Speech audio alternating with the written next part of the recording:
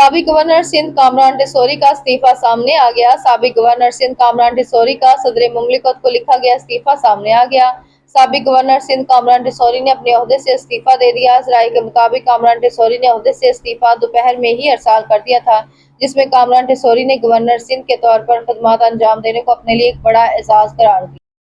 कराची डाकू 15 लाख मालियत का सामान लूट कर फरार। न्यू कराची में मुसल्लह डाकू 15 लाख रुपए मालियत से जायद का सामान लूट कर फरार हो गए। तफसीलात के मुताबिक न्यू कराची सेक्टर 5 जी बशीर चौक फारूकिया मस्जिद वाली गली में वाक़या घर से 3 मुसल्लह डाकू 15 लाख रुपए मालियत से जायद का सोना, कैश रकम और मोबाइल फोन लूट कर ले गए। डकैती की वारदात का मुकदमा new Karachi industrial area police ने नामालूम मुल्ज़मान के खिलाफ मुकदमा दर्ज कर लिया।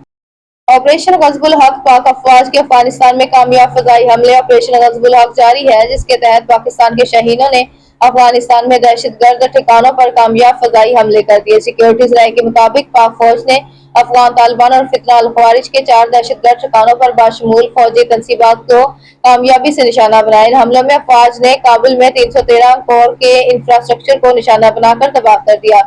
ज़राए ने मज़ीद बताया कि कंधार में तरावो दहशतगर्द कैंप को भी कामयाबी से निशाना बनाया गया।